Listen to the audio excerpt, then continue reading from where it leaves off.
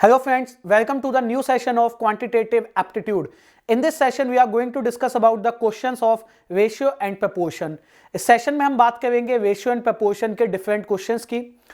तो जैसा कि हमने रेशियो एंड प्रपोर्शन जब टॉपिक पढ़ा था तो उसमें डिफरेंट टाइप्स के क्वेश्चन सीखे, तो उन्हीं सभी को कंबाइंड फॉर्म में मिसवेनियस टाइप से हम यहाँ क्वेश्चंस बनाएंगे। तो हर क्वेश्चन को पहले आप खुद से अटेम्प्ट करने की कोशिश करें, वीडियो को पॉज करें, क्वेश्चन आपके सामने आएगा, वीडियो पॉज, उसको अटेम्प्ट करें और खुद से बनाएं। जब ना बने या इनकेस बन जाए, दोनों ही सूरतों में फिर उस वीडियो को दोबारा से रिज्यूम करें। So do this with each and every question, try to analyse each and every question by yourself first and then see the video. Let's move to question number first.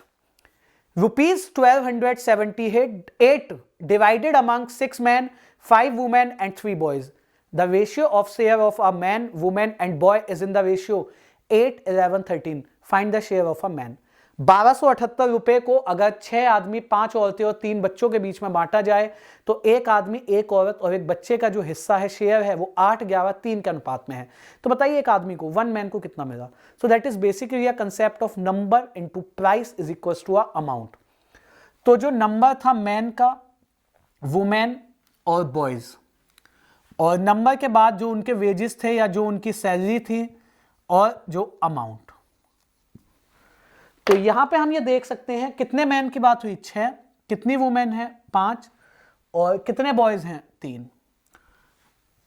एक आदमी को 8 रुपए मिलते हैं, एक वुमेन को 11 और एक लड़के को 13 रुपए। तो number into price is equal to amount का कंसेप्ट में इन दोनों का प्रोडक्ट 30वें के इक्वल होता है। 6 गुणा 8 48, 5 गुणा 11 55, 3 गुणा 13 39। अगर हमें एक आदमी का पैसा निकालना है, पहले ये निकालना है कि सभी को मिला के कितने पैसे मिले 48, और सम ऑफ ऑल दी 3 नंबर्स 8, 5, 13 और 9 22 कैरीज अ 2, 5, 10 और 14। मल्टीप्लाई टोटल पैसा बांटना कितना था 1278 रुपए, 1278। ये सभी आदमियों को मिला के है, ऑल मैन। और हमसे एक आदमी का पूछा गया है तो क्या करते थे, बाद में 6 आदमी है तो 6 से भाग दे देते हैं। तो we need to calculate this number. तो सबसे पहले अगर 6 से कट करें तो यहां 8 रह गया, 2 से कट किया 4, यहां रह गया 71, 71। 71 से इसको कट करेंगे, 71 और 6 56 बचेगा, और 8 से बिल्कुल एग्जैक्टली कट जाएगा। तो 4 इंटू 18 72 रुपए एक आदमी को मिलते हैं। और पहले क्वेश्चन का सही जवाब क्या बनता है, option B is correct one, 72 rupees each man gets. Okay, done with first. Let's move to question number 2. आगे बढ़ते हैं और बात करते हैं दूसरे क्वेश्चन की, और उसमें समझते हैं क्या कंसेप्ट है। Question number 2. A child has 3 different kinds of chocolates costing 2 rupees, 5 rupee and 10 rupee.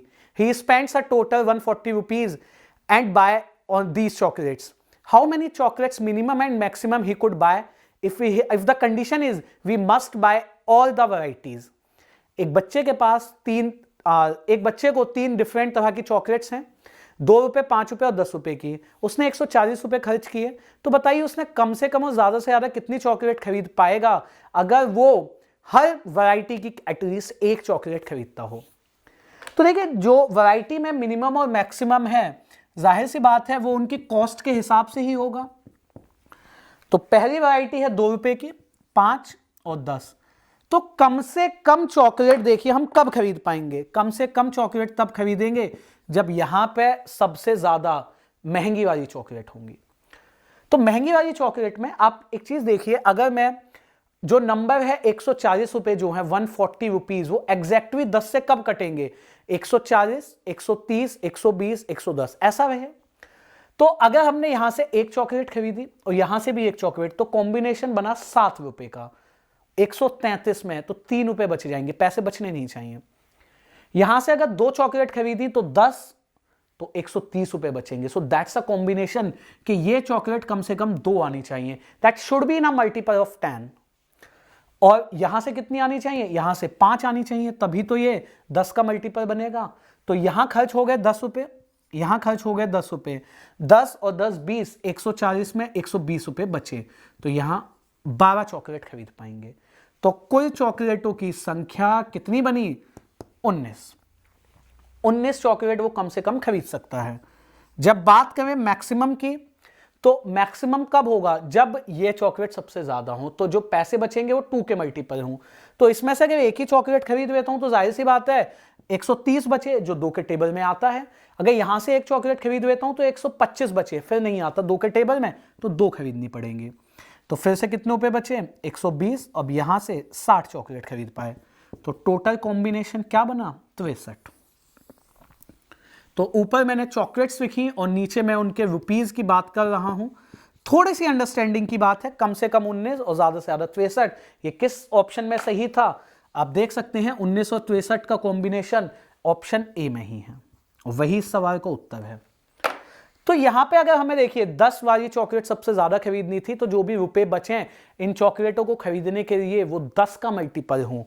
तो ये मैंने सबसे अंत में लिखा था, यहां पे 10 का मल्टीपल हो। तो अगर मैं यहां से एक चॉकलेट इसकी खरीद लेता तो 5 रुपए 135 नहीं बनता, 2 खरीदी इसमें 10 का मल्टीपल, 5 खरीदी इसमें 10 का मल्टीपल, डन। इस बार मैंने इसको सबसे लास्ट में लिखा था, द रीजन बीइंग क्योंकि अब सबसे ज्यादा यहां से खरीदे जाएंगे। So that's understood, option A is a correct one, 19 and 63 is a right option. Let's move forward to question number 3। आगे बढ़ते हैं और बात करते हैं तीसरे क्वेश्चन की, और उसमें जानते हैं क्या कंसेप्ट है। Question 3, in a competitive exam the number of pass student was 4 times the fail students. If there had been 35 fewer appeared and 9 more had failed, the ratio of pass to fail is 2:1. Then the total number of candidates or students who appeared the exam. एक competitive exam में पास होने वालों की संख्या fail होने वालों से 4 गुना है। अगर 35 स्टूडेंट कम अपीयर किए होते और 9 स्टूडेंट ज्यादा फेल हुए होते तो ये रेशियो 2:1 होती। तो बताइए कितने कैंडिडेट्स ने अपीयर किया? तो अगर देखिए पहले से हम बेसिक से बनाए क्वेश्चन को, तो पास और फेल का रेशियो क्या है? 4:1। तो अपीयर कितने हुए होंगे? 5 अपीयर हुए होंगे। ये पहली कंडीशन वो कह रहा है। तो अब अगर इस रेशियो को हटाएं तो हम मान लेते हैं 5 के कैंडिडेट्स अपीयर, 4 के पास एंड के फेल्ड हो गए। 35 कम ने अपीयर किया होता, if there had been 35 fewer appeared, तो कंडीशन 2 में 5 के माइनस 35 ने अपीयर किया होता। और फेल कितने हुए होते? फेल 9 ज्यादा हुए होते, के प्लस 9 फेल हो गए। तो हमें ये निकालना है कि पास कितने हुए। अब आप देखिए टोटल कैंडिडेट्स इतने हो गए अपीयर्ड, इतने फेल, तो इसमें से इसको घटा दें तो पास कैंडिडेट आ जाएंगे। 5 के माइनस 35 माइनस के प्लस 9, तो 5 के माइनस 35 माइनस के माइनस 9, तो 4 के माइनस 44। तो ये पास और ये फेल्ड, इनका रेशियो बता रहा है वो 2:1। तो पास अपॉन फेल, 4 कॉमन कर दिया, के माइनस 11 के प्लस 9 इज इक्वल टू क्या रेशियो है ये? 2/1। ठीक है, नाउ क्रॉस मल्टीप्लाई, के प्लस 9 इज इक्वल टू 2 के माइनस 22। तो यहां से अगर हम निकालें माइनस के माइनस 31, तो के का मान हम 31 निकाल पाए। तो यहां पुट कर दीजिए 5 गुणा 31, तो अपीयर्ड की संख्या 155 थी। किस ऑप्शन में सही था? आप देख पाएंगे ऑप्शन डी। तीसरे क्वेश्चन का सही जवाब ऑप्शन डी बनता है। That's one way of doing this. एक और जो मेथड या एक और जो तरीका है जहां से हम बना सकते हैं, क्वेश्चन में बाद में जब उसने स्टेटमेंट कहा तो 35 अपीयर कम कहे, 9 फेल ज्यादा कहे, तो क्वेश्चन को जिन दोनों में चेंजेस कहता है उन्हीं से बनाते हैं। तो इनिशियल और फाइनल 2 रेशियोज उसने बताए। तो इनिशियल इनका रेशियो अपीयर्ड 5 थे तो फेल 1 था, और बाद में आप देख पाओगे पास फेल का दुगने थे, तो अपीयर्ड 3 हुए तो फेल 1 होगा। मैं बाद वाला रेशियो एक बार रिपीट कर देता हूं, पास टू फेल बाद में 2:1 है, तो अपीयर्ड 3 हो गए। अपीयर और फेल्ड इसमें निकाले क्योंकि इन्हीं का नंबर उसने बताया था। कितने कम अपीयर हुए? 35, तो यानी कि इसमें से इसको घटाऊंगा तो जाहिर सी बात है 35 बचेगा, ये वैल्यू बड़ी होगी। फेल कितने ज्यादा हुए? तो फेल ज्यादा हुए 9, तो इसमें से इसको घटाऊंगा तो यहां -9 आएगा। बस अगर यही बात हम समझ जाएं तो क्वेश्चन आसानी से बन जाएगा। अपीयर्ड कैंडिडेट पहले ज्यादा थे तो इन दोनों का अंतर डेफिनेटली पॉजिटिव 35। फेल्ड कैंडिडेट बाद में ज्यादा है तो पहले से बाद वाला घटाऊंगा तो -9 आएगा। ये कंडीशन है जब हमने पढ़ा था कि इनकम एक्सपेंडिचर सेविंग का कंसेप्ट, जब दोनों की सेविंग अलग अलग होती थी, क्रॉस मल्टीप्लिकेशन मेथड, तो उसी का इस्तेमाल, उसी का यूज यहां पे हम करने वाले हैं। ठीक है, तो उसको देखिए समझते हैं। अपीयर्ड फेल, तो वहां पे हमेशा सेविंग पॉजिटिव होती थी, यहां कंसेप्ट नेगेटिव से भी हम बना देंगे। 1 गुणा 5 5, 3 गुणा 1 3, दोनों में अंतर है 2 का। और इसी तरह से 1 गुणा 35 35, 3 गुणा -9 -27, और इन दोनों के बीच का अंतर है 62। 2 यूनिट का मान 62 है तो जाहिर सी बात है 1 यूनिट पर 31 आ रहा होगा, और पहले अपीयर्ड होने वालों की संख्या 5 यूनिट है, तो उत्तर सही क्या बनेगा 155। और ऑप्शन क्या था, ऑप्शन तो वही है भाई, थर्ड के भी है, ऑप्शन डी ही सही जवाब था। ठीक है, 155 कैंडिडेट्स एंड 9। सिर्फ ये कंसेप्ट समझना था, यहां -9 आया, अगर यहां भी कहता फेल्ड कम थे तो ये भी +9। डन। और इसमें आप जानते हैं हमेशा अपर रेशियो की ही वैल्यूज हम निकालते हैं, इनकम की ही वैल्यू निकालने के लिए आपसे कहा होगा expenditure avoid. So done with 3। Now let's move forward to question number 4। आगे बढ़ते हैं और बात करते हैं चौथे क्वेश्चन की, और उसमें जानते हैं क्या कंसेप्ट है, उसे समझते हैं। So now let's move to question number 4। Question 4. 430 divide among 45% so that the ratio between man, woman and children in 12, 15 and 16, and each of them got 6, 5 and 4. What amount did each man, woman and child get? 430 रुपए को 45% में कुछ इस तरह से बांटें कि man, women और children में बंटने वाला पैसा 12, 15, 16 के बीच हो, और प्रत्येक को मिलने वाला रेशियो 6, 5 और 4 हो। तो हमें यह बताना है each man, each women and each child को कितना पैसा मिला। ओके, चलिए तो स्टार्ट करते हैं। सबसे पहले अगर क्वेश्चन को डिवाइड करें तो मैन, वुमेन और चिल्ड्रन, नंबर, वेजेस और अमाउंट। तो अब की बार उसने ये बताया कि मिलने वाला पैसे का अमाउंट 12, 15 और 16 होना चाहिए, और ईच को मिलने वाला वेजेस 6, 5 और 4 होना चाहिए। अगर नंबर को वेजेस से या प्राइस से गुणा करके अमाउंट बनता है तो अमाउंट को इससे भाग देके भी तो नंबर बन जाएगा। 12 को 6 से भाग करें तो 2, 15 को 5 से भाग करें 3 और 16 को 4। तो जो टोटल पर्सन्स हैं किस रेशियो में, 2, 3, 4, और आप ये जानते हैं टोटल पर्सन्स की संख्या बताई गई है 45। तो 2, 3, 5 और 4 9 यूनिट। अगर 9 यूनिट 45 को करेस्पॉन्ड करती हैं, if 9 unit corresponding to 45, then we have a multiplying factor of 5. Children कितने हो गए भाई 20, वुमेन कितनी हो गई 15, और मैन कितने हो गए 10। ये निकाल पाए हम 10, 15 और 20। जो ये अमाउंट है ये टोटल कितना बन रहा है आप देख सकते हैं, 12 और 15 27, 6 33 और 10 44। 43 कितने यूनिट को करेस्पॉन्ड कर रहा है 430। तो 10 का फैक्टर है तो 16 का रेस्पॉन्ड 160, 15 का रेस्पॉन्ड 150 और 120। 10 आदमी और सभी को मिला के 120 मिला, तो एक आदमी पे कितने रुपए आए 12 रुपए। 150 15 में बांटेंगे तो 10, 160 20 में बांटेंगे तो 8, 12, 10 और 8। तो चौथे क्वेश्चन का सही जवाब क्या बना, ऑप्शन ए। तो ये थोड़ा सा लेंदियर था, lengthier in the sense not in a typical. हमने यहां से निकाला कितने आदमी, कितने वुमेन, कितने चिल्ड्रन, यहां से निकाला all man, all women, all children rupees, and then divide both of them, each man, each women, each child. So done with the fourth, the correct option is option A. Now let's move forward to question number 5। आगे बढ़ते हैं और बात करते हैं पांचवें question की, और उसमें जानते हैं क्या कंसेप्ट सही है और इंप्लीमेंट करते हैं। Question number 5, the value of a diamond is directly proportional to square of its weight.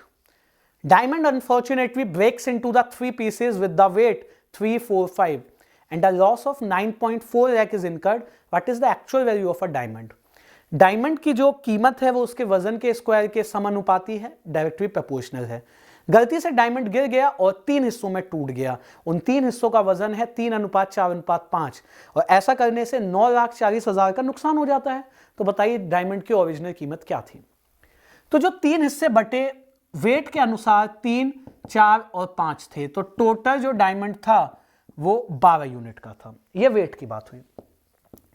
When it comes to the cost, अगर मैं कॉस्ट की बात करता हूं तो 12 यूनिट वाले की कॉस्ट 144 हो गई, 9 रुपए, 16 और 25। तो 16 और 9 25 और 25 कितने रुपए हो गए? ये 50। तो 144 से 50 रुपए कितने का नुकसान हुआ हमारे हिसाब से? 94 का। तो हमारे हिसाब से 94 का नुकसान क्वेश्चन के हिसाब से 9.4 लाख रुपए। देखिए इसमें इस यूनिट को नहीं बदलते क्योंकि ऑप्शंस में सारे ऑप्शंस रैक में थे और ओरिजिनल कीमत 144 है, तो क्वेश्चन के हिसाब से क्या बन जाएगी?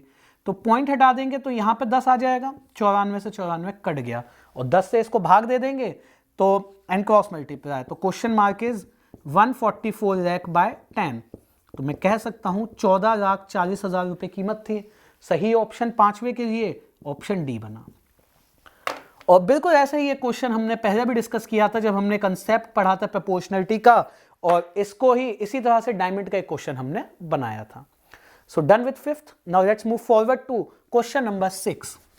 आगे बढ़ते हैं और बात करते हैं क्वेश्चन नंबर 6 की, और उसमें जानते हैं क्या कंसेप्ट है। Question number 6, in a temple every devotee offers fruits to the orphans, thus every orphan receives mango, apple and grapes are in the ratio 2:5:7 in terms of a dozen, but the weight of a grapes is 35 gram and weight of a mango and apple are in the ratio 5:6, while the weight of an apple is 180. Find the ratio of all the three fruits in terms of weight that an orphan gets. एक मंदिर में हर श्रद्धालु जो कुछ orphans हैं, जो भिखारी हैं, उन्हें आम, सेब और अंगूर देता है, जो किस रेशियो में है? 2, 5, 7 इन टर्म्स ऑफ डजन। यानी कि अगर आम 2 डजन दिए गए तो एप्पल कितने होंगे? 5 डजन, और ग्रेप्स कितने होंगे? 7 डजन। जो एक अंगूर का सिंगल एक अंगूर का जो वजन है वो 35 ग्राम है। मैंगो और जो एप्पल है उनका वजन 5:6 में है। वेट है एप्पल का 180 ग्राम, तो हम यहां से मैंगो का निकाल देंगे। और तीनों फ्रूट्स का जो वजन है एक भिखारी के पास किस रेशियो में है? एक ऑर्फन के पास, एक अनाथ के पास, इट्स अ करेक्ट वर्ड, तो किस रेशियो में है? सबसे पहले हम ये कह सकते हैं जो फल जो उन्हें मिले नंबर 2, 5 और 7 के रेशियो में है। Mango, Apple and grapes, mango, Apple और ग्रेप्स। चलिए वजन की बात करते हैं, क्योंकि सबकी यूनिट डजन थी तो हम एक एक का वजन निकाल लेते हैं। बताओ एक मैंगो का, एक एप्पल का और एक ग्रेप्स का कितना होगा? ओके चलिए सबसे पहले अगर बात करें तो एक ग्रेप्स का वजन कितना था? 35 ग्राम। और जो मैंगो और एप्पल हैं, मैंगो और जो एप्पल हैं उनका वजन किस रेशियो में है? 5:6 में। और उसने बताया एप्पल का वजन 180 है, तो 30 का मल्टीप्लाइंग फैक्टर है, तो मैंगो पे भी 30 का मल्टीप्लाइंग फैक्टर यानी 150 ग्राम। अब एक आम का वजन 150 ग्राम है, एक एप्पल का 180 ग्राम है। अगर मैं 12 से मल्टीप्लाई कर देता हूं तो सब डजन में बन जाएंगे, और फिर 2 से मल्टीप्लाई, 5 से और 7 से, तो यही तो होने वाला है। 12 से मल्टीप्लाई, फिर 2 से, फिर 5 से। तो देखिए अगर 12 से हम सब में मल्टीप्लाई करेंगे तो वो तो वैसे भी कॉमन फैक्टर में कट जाएगा। So just multiply them vertically, तो 300 ग्राम वजन होगा, यहां 900 ग्राम होगा, और 7 5 35, 7 3 21 और 3 24। और इन सब में अगर हम देखें तो 5 कॉमन दिख रहा है, 5 से कट करेंगे तो 60 रह जाएगा, 180 रह जाएगा, और ये रह जाएगा 5 8 40 और 89 89। ठीक है, 5 8 40 से 5 4 20 49, नॉट 89, दैट्स अ 49। तो तीनों तरह के फल का वजन 60, 180 और 49 रहा, जो किस ऑप्शन में था? छठे सवाल के सही ऑप्शन था B. So done with sixth. देखिए 12 का या डजन बनाने की कोई मतलब नहीं है, क्योंकि बाद में भी फिर कॉमन वे के कट करना ही है, तो हमने रेशियो निकाल लिया वेट का। सबकी यूनिट एक ही यूनिट में थी, डजन में। So done with six. Now let's move forward to question number 7। आगे बढ़ते हैं और बात करते हैं 7वें क्वेश्चन की, और उसमें जानते हैं क्या कंसेप्ट है। Question number 7, the ratio of male to female in a city is 7:8 and percentage of children among male and female is 25 and 20 respectively. If the number of adult females is 1,568,000, 1,56,800, then what is the total population of the city? एक शहर के अंदर पुरुष और महिला का अनुपात 7:8 है, जिसमें जो चिल्ड्रन है, मेल चिल्ड्रन है 25% और फीमेल चिल्ड्रन हैं 20। हमें बताना है कि टोटल संख्या कितनी होगी अगर उसमें अडल्ट फीमेल्स 1,56,800 हैं। यहां पर जो रेशियो हमें गिवन है वो मेल और फीमेल का है, कितना, 7 और 8। तो जो भी हमें रेशियो गिवन होता है तो जनरलाइज वे में हम उसे 100 से गुणा करके मान लेते हैं।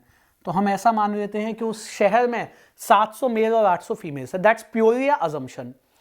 अगर मैं बच्चों की बात करूं, अगर चिल्ड्रन की बात करें, तो यहां पे मेल में 25% हैं और ये 20 हैं। तो अगर मैं अडल्ट की बात करूं 25 और ये 20, तो ये टोटल है और टोटल जनसंख्या कितनी होगी 1500। अगर मैं अडल्ट की बात करता हूं तो अडल्ट में 800 में से 20% तो जो है चिल्ड्रन है, तो जाहिर सी बात है कोई भी डेटा अपने आप में 100% होता है, तो 20% अगर चिल्ड्रन है तो 80% क्या हो जाएंगे अडल्ट फीमेल्स में। 800 की 80% फीमेल्स अडल्ट हैं, तो ये निकाल देते हैं। 800 का 80% होगा कितना 640। तो हमारे हिसाब से 640 फीमेल्स हैं अडल्ट और क्वेश्चन के हिसाब से 156,800 इतनी। हमारे हिसाब से टोटल पॉपुलेशन 1500 है क्वेश्चन के हिसाब से। Now just calculate these numbers, cut with the zero. 8 के टेबल में 8 बार आया, 8 1 जा 8, 9 72 एंड 6, तो 8 2 16, 8 4 32, 5 0। नाउ मल्टीप्लाई, तो 2 0, 15 5 75, 67 30 6 36, 3,67,500 और सातवें का सही जवाब क्या बनता है ऑप्शन सी। तो इसमें थोड़ा सा bit of a concept of percentage included है, तो इतना बेसिक कंसेप्ट हमें परसेंटेज का आता होगा। अदरवाइज जैसे हम आगे परसेंटेज को डिस्कस करेंगे रेशियो के बाद, और चीजें आपको इसमें क्लैरिटी में आ जाएंगी। So these are interconnected, bit of a percentage यहाँ पे यूज्ड होना है, but still we can say that that's pretty easier one कि 700 मेल 800 फीमेल मानी तो हमारे हिसाब से 1500 उस गांव उस शहर की जनसंख्या। 800 फीमेल में 20% तो चिल्ड्रन है तो 80% अडल्ट है। 640 टोटल संख्या अगर 1500 है उस शहर की, 640 अडल्ट फीमेल्स। हमारे 640 क्वेश्चन से कंपेयर करके हमने उसे बना दिया। So done with 7th। Now let's move forward to question number 8। आगे बढ़ते हैं और बात करते हैं 8वें क्वेश्चन की और उसमें जानते हैं क्या कंसेप्ट है। Question number 8, 1440 rupees were distributed among A, B, C and D in such a way that C and D together gets half of what A and B together gets. C और D को मिला के A और B की तुलना में आधा मिलता है, तो we can say that 1:2। And आगे अगर पढ़ें, C gets 1/3 amount of B, also D gets 5/3 times of A. C, what is the amount of A? 1440 रुपए को अगर A, B, C, D में बांटें तो C और D को मिला के जितना मिलता है वो A और B की तुलना में मिला के आधा है। C को B से 1/3 मिलता है, D को C से 5/3 मिलता है, तो बताइए A को कितना मिला। तो एक रेशियो तो ये गिवन है, पहले तीनों रेशियोज लिख देते हैं किसको कितना मिल रहा है। C का कंपैरिजन किससे कह रहा है, तो C का कंपैरिजन B से कहता है 1/3 है, और फिर क्या कहता है D का कंपैरिजन C से कहता है 5/3। ओके, तो यहां आप देख सकते हैं C की तुलना में B को 3 गुना मिला और C को 3 मिल रहा है तो D को 5 मिल रहा है। So that's basically ratios. D gets 5/3 times as much as C और C gets 1/3 amount of B. C gets 1/3 amount of B. तो अगर हम यहां से देखिए स्टार्ट करें, C यहां पे 1 है, यहां पे C मुझे 3 दिख रहा है, तो अगर मैं बैलेंसिंग की मदद लूं, अगर मैं उससे ना भी बनाऊं, किस कंसेप्ट से, जो हमने सीखा हुआ है मिक्सिंग। तो अभी इसको बेसिक क्वेश्चन है 3 और 9, C दोनों जगह सेम हो गया, तो मैं ये कह सकता हूं C का मान 3 है, उस समय D का मान 5 है और B का मान 9 है, ऐसा कह सकते हैं भाई। अब इस पे आ जाइए, C और D को मिला के जितना मिलेगा वो A और B का आधा है, तो आप C और D को मिला के कितना मिल रहा है 8, C और D को मिला के 8, तो A और B को कितना मिलेगा 16। A और B को 16 मिलेगा, जिसमें B को तो 9 मिल चुका है, तो A के पास कितना पहुंच गया 7। तो यहां से हमने बस उन चारों रेशियोज को कंबाइंड करके A, C, D, B और बाद में मैं A, B, C, D लिखना चाहूं तो उस रेशियो में भी लिख सकता हूं। अब आसान था, ए का हिस्सा कितना बना, ए का हिस्सा बना 7, 7 3 10, 15 और 9 24, मल्टीप्लाई 1440, 420 रुपए ए को मिले, जो ऑप्शन बी में थे। अगर हम चाहते तो यहां से बी सी डी को मिक्स भी कर सकते थे, सी को मिड में रखते तो यही रेशियो बन जाता, और फिर यहां से ए और बी की तुलना, सी और डी की तुलना करके ए बी आ जाता इन टर्म्स ऑफ यूनिट। तो आसानी से उसे बना सकते हैं, जैसा shuffling of ratio basic concept है। So done with it, the correct option is option B. Now let's move forward to question number 9। आगे बढ़ते हैं और बात करते हैं 9वें क्वेश्चन की, और उसमें जानते हैं क्या कंसेप्ट है। 9th, the ratio of zinc to copper in a mixture is 5:7. If there is a 30% impurity in zinc and 35% impurity in copper, then what is the percentage of pure metal in the mixture? कोई metal है, कोई alloy है जिसमें zinc और copper का mixture है 5:7 में। अगर जिंक में 30% की इंप्योरिटी थी और कॉपर में 35 की, तो टोटल शुद्ध जो मेटल है उस मिक्सचर में क्या है। तो जैसे भी हमने एक सिटी की जनसंख्या थी जिसको हमने 700-800 मान लिया था, तो यहां पे भी हम सेम वही कंसेप्ट करेंगे। जिंक और कॉपर किस रेशियो में है, 5 और 7, तो क्या मान लेते हैं 500 kg जिंक लिया और 700 kg कॉपर, या in terms of grams we can say that. कितनी इंप्योरिटी है यहाँ पे, 30% है, और यहाँ कितनी इंप्योरिटी है, 35। अगर मैं आपसे कहूँ यहाँ पे 30% की इंप्योरिटी है तो शुद्ध कितना है, 70। यहाँ पे शुद्ध क्या है, 65। Pure, impure and that is total. तो अब निकाल देते हैं, 500 का 70% प्योर है, तो यहां पे आ जाएगा, आप जब कैलकुलेट करेंगे तो 350 ग्राम प्योर है, और यहां पे निकालेंगे 7 5 35 और 455।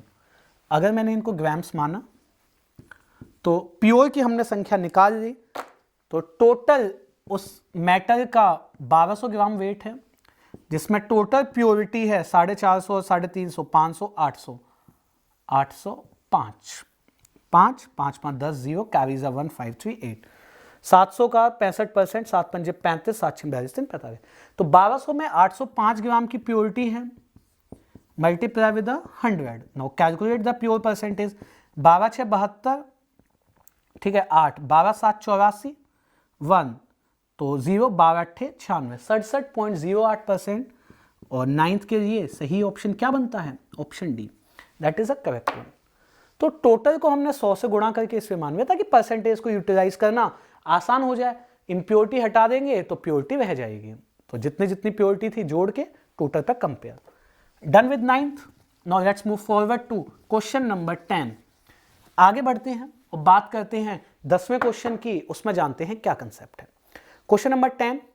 Akash, Rahul and Madan have chocolates in the ratio 2:7. Total number of chocolates is 98. If Akash receives 9 more chocolates from Madan, then in what ratio Rahul and Madan would possess chocolates? आकाश, राहुल और Madan 3 persons हैं जिनके पास chocolate का अनुपात है 2:7 और total चॉकलेटों की संख्या 98 है। अगर मदन आकाश को 9 और चॉकलेट्स दे दे तो राहुल और मदन के पास चॉकलेट किस रेशियो में। तो बहुत एक बेसिक क्वेश्चन है। आकाश, राहुल एंड मदन, ठीक है, किस रेशियो में है, 2 5 एंड 7, 2 5 और 7, तो टोटलिटी क्या बन गया 14, और कितने यूनिट्स में 98, तो 7 का मल्टीप्लाइंग फैक्टर है, आप देख सकते हैं। तो इसके पास 49 हैं, 35 और 14 चॉकलेट्स हैं। इस तरह से हम किसने किसको चॉकलेट दी है। अगर मदन 9 चॉकलेट किसको दे दे, आकाश को, तो मदन 9 चॉकलेट्स अगर आकाश को दे देगा तो इसके पास 40 चॉकलेट्स रह गई। इससे तो कोई मतलब था ही नहीं, इसको 9 दे भी दी, इस पर 9 कम हो गई, इस पर कोई फर्क नहीं पड़ा। तो किस रेशियो में बची इनके पास चॉकलेट्स, 7:8 में। सही जवाब ऑप्शन डी है। In what ratio Rahul and Madan would possess chocolate. तो कौन सा ऑप्शन सही था 10th के लिए, option D is a correct one. Okay, so done with 10th। Now let's move forward to question number 11। आगे बढ़ते हैं और बात करते हैं 11th क्वेश्चन की क्या कंसेप्ट है। Question 11, a certain amount was to be divided between x, y and z in the ratio 1:3:5, but was by mistake that divide in the ratio 2:3:6, due to which y got 60 rupees less. Find the amount which was to be distributed. कुछ certain हिस्सा, कुछ राशि, धनराशि x Y और Z में 1:3:5 में बांटनी थी। By mistake कुछ गलती से ये धनराशि 2:3:6 में बढ़ गई। ऐसा होने से जो वाई को है 60 रुपए का नुकसान हुआ। कितना पैसा बांटना था? तो आप देख सकते हैं वही 3 पर्सन्स हैं, जो सही जो रेशियो है उनका कुछ और है, और गलत जो रेशियो है, इनकरेक्ट या रॉन्ग मैं जिसको कह सकता हूं, वो कुछ और। 1, 3, 5, 2, 3 और 6। अगर हम यहां पर जोड़ रहे हैं तो तीनों को मिला के 9 रुपए दिखते हैं, यहां तीनों को मिला के 11। तो अगर हम ये कहें कि यहां भी वही पैसा बट रहा है जो यहां तीनों को, तो तीनों का सम बैलेंस होना चाहिए था। तो 1, 5, 3, 8 और 1, 9, 6, 3, 9 और 2, 11। तो आप देख सकते हैं यहां 11 बन रहा है और यहां 9, तो अपोजिट से मल्टीप्लाई, यहां 11 से और यहां 9 से। ठीक है, तो यहां भी 99 रुपये हो गए, यहां भी 99। अब y के रेस्पेक्ट में क्वेश्चन था, तो y का जो नंबर्स हैं वो बना लेते हैं। तो यहां y को 33 रुपये और यहां मिले 27। तो देखिए भाई y को कितने का नुकसान हो गया? 6 का। क्वेश्चन में 60 का। टोटल पैसा 99। क्वेश्चन के हिसाब से जस्ट कैलकुलेट दीज नंबर्स, 990 रुपये। सही जवाब ऑप्शन डी में दिख रहा है आपको 11th के लिए। तो टोटल जो पैसा था 990 था, option D is correct one. आप कहेंगे 99 सीधे कैसे पता चल गया? भाई देखिए 1, 3, 5 और 9 ये बन रहा था, यानी कि इन दोनों का प्रोडक्ट यही टोटल पैसा है। Okay, so done with 11th। Now let's move forward to question number 12। आगे बढ़ते हैं और बात करते हैं 12th क्वेश्चन की, और उसमें जानते हैं क्या रेशियो है, क्या कंसेप्ट है। Question 12, to buy an item Maria was supposed to give 73 notes of ₹20 and 3 coins of ₹5 to a seller. Due to misunderstanding, she gave 73 notes of ₹20 and seller gave back her 3 coins of ₹5. What is the ratio of amount that was she supposed to give and that she actually gave? जो मारिया है उसने उसे एक item खरीदने के लिए 73 note तो 20 रुपए के देने थे और 3 कॉइन देने थे 5 रुपए के। तो कुछ मिसअंडरस्टैंडिंग हुई तो उसने 73 नोट ही दिए सिर्फ 20 के, और सेलर को 3 कॉइन 5 के लेने चाहिए थे, उसने बाय मिस्टेक 3 कॉइन 5 के वापस कर दिए। तो ऐसा करने से जो अमाउंट उसको देना चाहिए तो जो उसने दिया उसका रेशियो पूछ रहा है। तो एक जनरल क्वेश्चन है, अगर 73 नोट 20 रुपए के देने वाली थी वो, तो 1460 रुपए देने वाली थी, और 3 कॉइन 5 रुपए के तो यानी 15, तो टोटल पैसा वो 1475 देती। ऐसे था।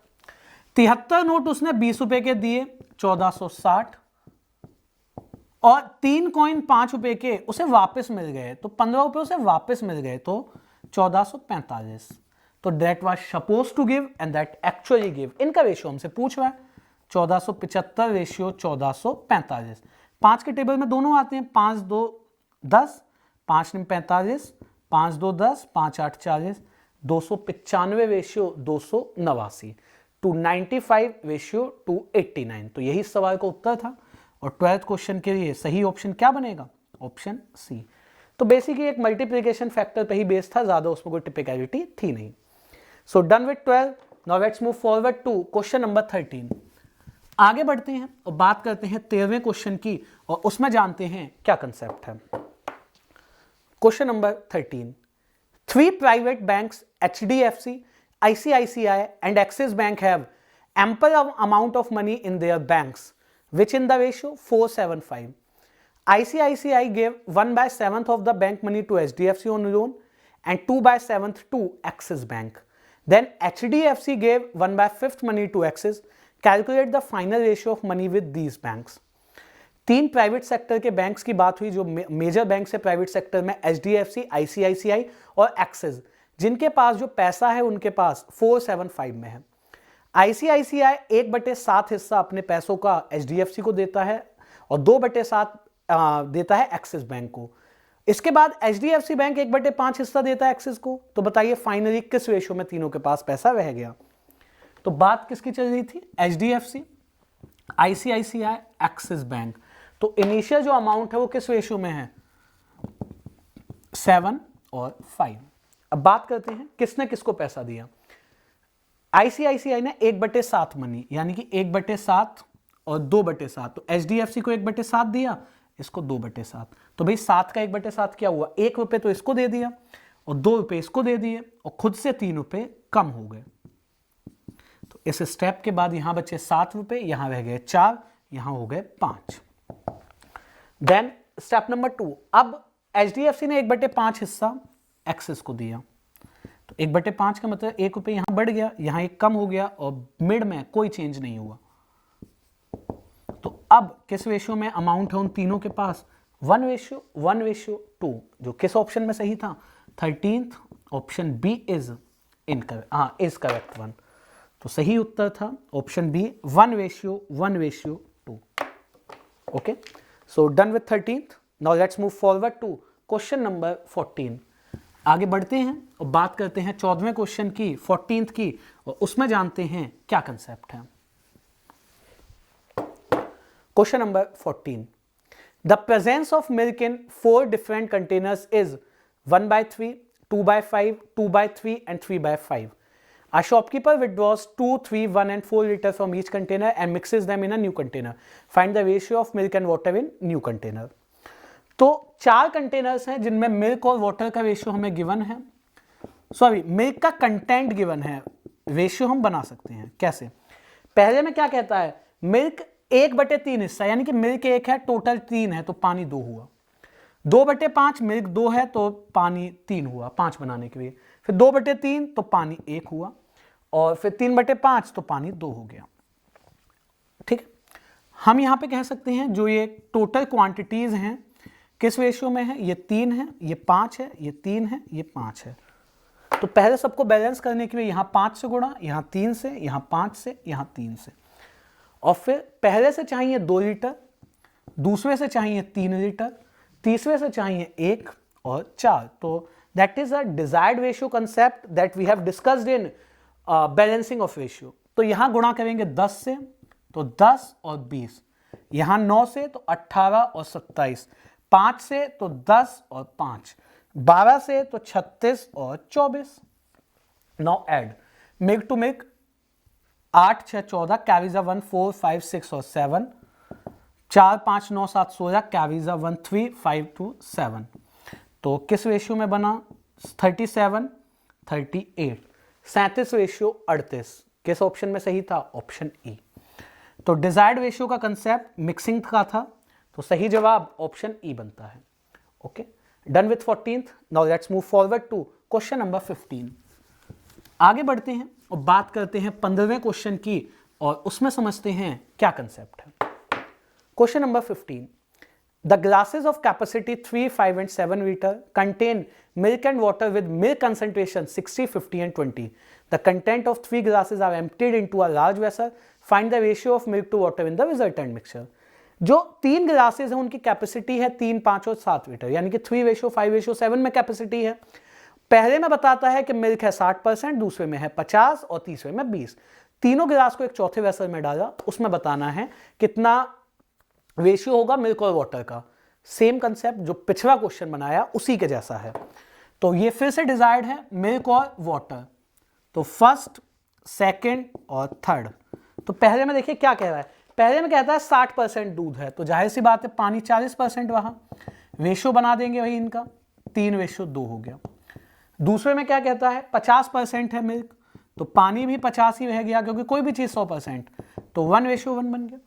तीसरे में कहता है 20% है दूध, तो पानी 80%, तो किस रेशियो में हो गया, 1:4। ठीक है, अब अगर हम देखिए यहां पे टोटल क्वांटिटी देखेंगे तो हम 5, यहां 2, यहां 5 बनता है। 3, 5 और 7 का रेशियो है, तो पहले बैलेंस करते हैं। तो यहां 2 से गुणा, यहां 5 से 10 बना दिया एलसीएम की मदद से, और फिर 3, 5 और 7 से मल्टीप्लाई, 3 से, ये 5 से और यहां 7 से। तो पहले को मल्टीप्लाई करना है 6 से, तो क्या बन जाएगा 18:4। दूसरे को 25 से तो 25 और 25, तीसरे को 14 से तो 14 और 56, और फिर जोड़ देते हैं। तो 25, 8, 5, 13, 4, 17 कैरीज अ 1, 2, 4, 5, 4, 5, 9, 6, 15 कैरीज अ 1, 2, 3, 5, 8। 57:85। और इन सब में कुछ कॉमन था क्या? 6, 5, 11, 4, 15, कैरीज 1, 6, 2, 8, 85 बना। तो 3 के टेबल में नहीं आता और 19 के टेबल में भी ये नहीं आता है, ठीक है। तो एक बार देखना पड़ेगा, ऑप्शंस तो सही नहीं है, none of these. Cross check कर देते हैं। 60% था तो 3 और 2 रहा यहाँ पे, ठीक है। जैसे देखिए परसेंटेज का कंसेप्ट हमें समझ में आ जाएगा, तो थोड़ा सा इसको लेफ्ट में अगर हम लिखें तो फर्स्ट वेसल, सेकंड और थर्ड, ठीक है। थोड़ा सा शॉर्ट में कर रहा हूं, जैसे मैं बता भी चुका हूं एक बार, कैलकुलेशन माइट भी शायद कुछ मिस्टेक हुई। 60% तो ये 40 होगा, तो 3 और 2 हो गया। 50 था तो 1 और 1, 20 और 80 तो 1 और 4, ठीक है।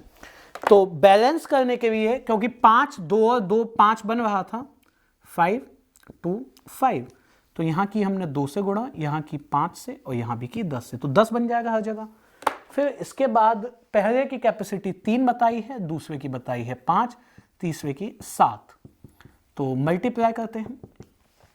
तो पहले को गुणा करते हैं 6 से, तो 18 और 12, 25 और 25, 14 और 56, तो 4, 5, 9 और 8, 17, कैरीज 1, 2, 2, 4 एंड 5, 6, 5, 11, 6, 5, 11, 2, 13, कैरीज 1, 2, 2, 4, 5, 9, ठीक है। तो शायद जो पहले जोड़ा था उसमें कुछ मिस्टेक हो गई होगी। 8, 5, 13 और 4, 17, कैरीज 1, 2, 2, 4 एंड 5, यहाँ पे 25 और ये 25 बना डेफिनेटली। 2, 5, 7, 6, 13, कैरीज 1, 2, 2, 4 एंड 5, 9, तो इसमें दिख रहा है आपको 3 कॉमन, 19, 31, तो 19:31, तो 15वें सवाल का सही ऑप्शन क्या बना? Option D. ओके, पहले जो मैंने लिखा था परसेंटेज में, आप उसको रेफरेंस के बाद ऐसे यूज कर सकते हैं, तो वहां पे सिर्फ उनके रेशियो से मतलब था, तो उससे बना लिया। So done with 15th। Now let's move forward to question number 16। आगे बढ़ते हैं और बात करते हैं 16वें क्वेश्चन की, और उसमें जानते हैं क्या कंसेप्ट है। Question number 16। Jeevan went to buy a chocolate worth ₹X. He gave him 10 rupee note to a shopkeeper to buy the chocolate. Then shopkeeper gave rest of the money in the denominations of 50 paise, 1 rupee and 2 rupee. If the ratio of number of coins is 4 to 1, then what is the price of the chocolate? जीवन एक दुकान पे एक chocolate खरीदने गया जिसकी कीमत थी X रुपए। उसने दुकानदार को एक 10 रुपए का नोट दिया। दुकानदार ने बाकी बचे हुए पैसे उसे 50 पैसे के, 1 रुपए के और 2 रुपए के डिनोमिनेशंस में वापस किए, जिनकी मात्रा थी 4, 2 और 1 में, नंबर ऑफ कॉइन्स या नंबर ऑफ रुपी। तो हमें बताना उस चॉकलेट की कीमत क्या है। हमें ये देखना होता है क्या यहाँ पे कोई मल्टीपल वैल्यूज बन रही हैं क्या? 4, 2 और 1 डिनोमिनेशंस किसकी हैं? 50 पैसे, रुपए 1 और रुपए 2 की, ठीक है, 2 रुपए की। तो अगर यहां पे ये जो रेशियो है, अगर ये 4 कॉइन्स, ये 2 और ये 1 हैं, तो देखिए 50 पैसे के अगर 4 सिक्के लौटाए उसने तो 2 रुपए लौटाए, 1 रुपए के 2 सिक्के लौटाए तो 2 रुपए, और 2 रुपए का 1, 2 रुपए, तो कीमत क्या बन गई? 6 रुपए। कीमत 6 रुपए बन गई, और उसने 10 का नोट दिया था, तो यहां पॉसिबल है कि चॉकलेट 4 रुपए की होती। ओके, चलिए कंडीशन 2 ये थी कि अगर नंबर ऑफ कॉइन्स 4, 2 और 1, इनका HCF अगर 2 होता, डबल कर देते हैं। देखिए डेसिमल में तो होगा नहीं, या तो 4, 2, 1 कॉइन्स होंगे, या 8, 4 और 2 कॉइन्स। 50 पैसे के 8 कॉइन्स का क्या मतलब है? 4 रुपए। 1 रुपए के 4 का मतलब 4 रुपए, और 2 रुपए के 2 का मतलब 4 रुपए। तो दुकानदार ने 12 रुपए लौटा दिए, भाई उसने 10 ही रुपए दिए थे, चॉकलेट भी खरीदी। ये तो पॉसिबल नहीं है। तो ये पॉसिबल नहीं है, तो इससे ज्यादा भी कोई पॉसिबल नहीं हो सकता। तो एक ही कंडीशन पॉसिबल थी कि दुकानदार ने 6 रुपए लौटाए, तो चॉकलेट की कीमत थी 4 रुपए। तो 16वें क्वेश्चन का सही जवाब था 4 रुपए, जो कि ऑप्शन ए था। Okay, done with 16th। Now let's move forward to question number 17। आगे बढ़ते हैं और बात करते हैं 17वें क्वेश्चन की। In a family there are n persons. The expenditure of a rice per month is directly proportional to 4 times the square of number of persons of a family. If one of them left the family, then there was a decrease in the consumption of 28 kg rice per month. Then initially how many persons were in the family? एक family के अंदर n persons हैं, जो वो rice का जो expenditure है हर महीने, वो उनके डायरेक्टली प्रोपोर्शनल है नंबर ऑफ पर्संस के स्क्वायर के 4 गुना के। एक मेंबर फैमिली से अगर जाता है तो जो चावलों की संख्या है एक्सपेंडिचर 28 kg कम हो जाता है। हमें बताता है n की संख्या क्या होगी। तो यहां पे जो देखिए एक्सपेंडिचर है वो डायरेक्टली प्रोपोर्शनल है, या मैं कह सकता हूं 4 टाइम्स है नंबर ऑफ पर्संस के स्क्वायर के।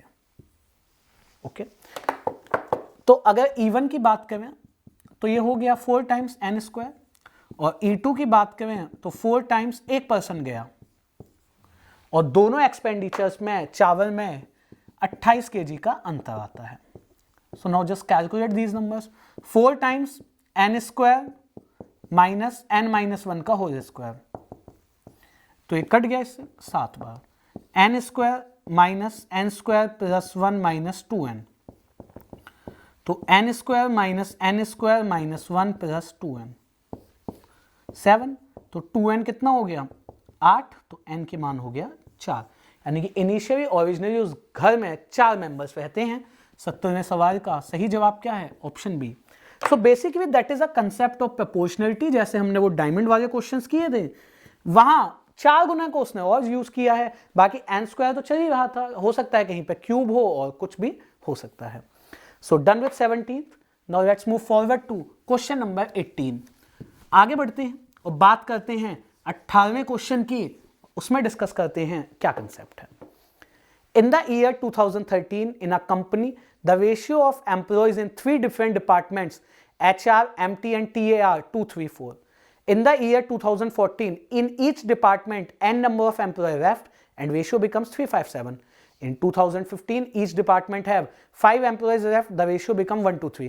What is the total number of employees in 2014? किसी कंपनी के अंदर 2013 में जो एम्प्लॉयज हैं उनकी संख्या 3 डिफरेंट डिपार्टमेंट्स में HR, MT और TA में 2:3:4 है। 2014 तक हर डिपार्टमेंट से n पर्सन्स छोड़ गए तो रेशियो 3:5:7 रहेगी, और 2015 में हर डिपार्टमेंट में से और 5 लोग छोड़ गए तो रेशियो 1:3 रह गया। 2014 में एम्प्लॉयज की संख्या क्या थी? समहाउ हमें यह लगता है कि शायद क्वेश्चन ना बने, तो देखते हैं भाई।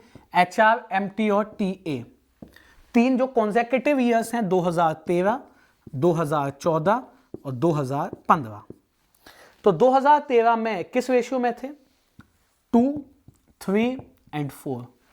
सब में से n छोड़ के गए तो किस रेशियो में रहे? 3, 5 और 7, और फिर 5 छोड़ के गए तो 1, 2 और 3। और बेसिकली अगर आप देखेंगे तो जो उसने 5 का गैप बताया वो उसने यहां पे बताया, यहां तो n था तो यहां तो वैसे भी कुछ नहीं निकलेगा, और इसकी संख्या पूछ रहा है। अगर किसी रेशियो में से सेम अमाउंट घट या बढ़ जाता है तो रेशियो के बीच का अंतर नहीं बदलता।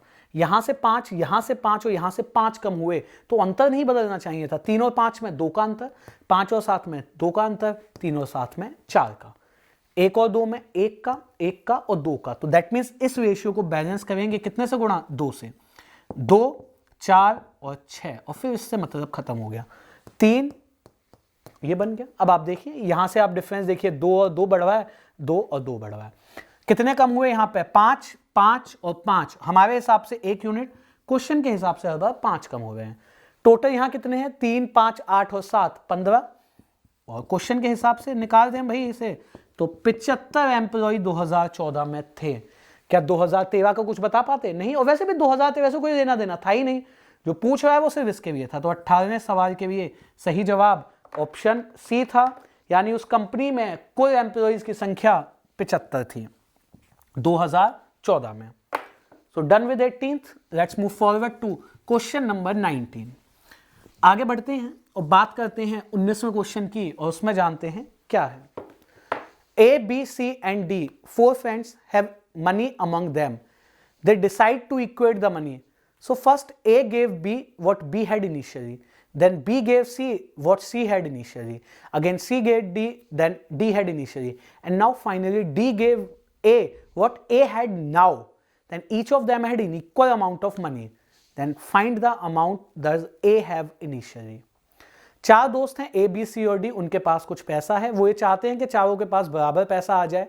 तो A B को उतने ही रुपए देता है जितने B के पास थे, फिर B C को उतने ही रुपए देता है जितने C के पास थे, फिर C D को उतने ही देता है जितने पैसे D के पास थे। अंत में D A को उतने ही रुपए देता है जितने A के पास अब हैं। तो बताइए, और अब इन चारों के पास इक्वल 48 रुपए हैं, तो ए के पास पहले कितने रुपए थे? तो देखिए, अगर क्वेश्चन को ऐसे मान लीजिए कि ए के पास पहले ए थे, बी के पास बी थे, सी के पास सी थे और डी के पास डी थे, तो पहले स्टेप के बाद यानी पहली बार जब पैसा दिया तो क्या हुआ, बी इसको इतने ही रुपए देता है जितने इसके पास थे, तो ए ने इसको और बी रुपए दे दिए, तो इसके पास से पैसे कम हो गए। तो पहले स्टेप के बाद इसके पास 2b और इसके पास रह गए a माइनस बी। दूसरे स्टेप के बाद क्या हुआ, देखिए अब इसका तो पैसा छेड़ा नहीं गया, तो ये तो वैसे ही रहा। दूसरे स्टेप के बाद इसने c को उतना ही पैसा दिया जितना उस पे है, और c इसके पास से कम हो गया, यानी 2b माइनस सी। और तीसरे स्टेप के बाद अब इन दोनों का पैसा तो छेड़ा नहीं गया, 2c में से उतना ही कम हो गया जितना d के पास था, और d प्लस डी। और अब चौथे स्टेप में, फोर्थ स्टेप में ये नहीं छिड़ेगा, ये भी नहीं छिड़ेगा, 2d और d से कितना कम हुआ, जो a के पास अब है, तो इसमें से a माइनस बी कम हो गया और इसके पास अपने का ही दुगना हो गया। और अब चारों के पास इक्वल पैसा है और चारों के पास कितने रुपए हैं, चारों के ही पास 48 रुपए हैं। So now we have 4 equations, we can shuffle them and can find out the value. तो पहले यहां से ही स्टार्ट करें, अगर 2 times of a minus B 48 है, तो a माइनस बी कितना आ गया, 24 रुपए आ गया। इसे चौथी इक्वेशन में रखें तो 2d minus 24 is equal to 48, तो 2d के पास 72 रुपए हो गए। तो d के पास कितने पैसे थे पहले, 36। d का मान यहां पे रख दें, 2c माइनस डी यानी 36 इज इक्वल टू 48, तो 2c इज इक्वल टू 48, 6 54 और 30 84, तो c के पास आ गए 42।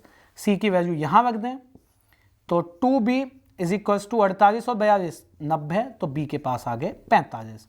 तो यहां रख दें b का मान 45, तो a के पास कितना आ गया 69 रुपए। तो 19वें सवाल का सही जवाब क्या था, ऑप्शन सी।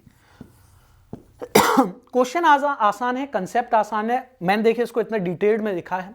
सिर्फ हम क्या करते हैं, जिसके पास जो है उसका दुगना रह जाएगा, तो b के पास 2b होके c घट जाएगा, c के पास दुगना होके d घट जाएगा, d के पास दुगना होके a माइनस बी घट जाएगा, a माइनस बी के पास अपना दुगना, and then just compare them.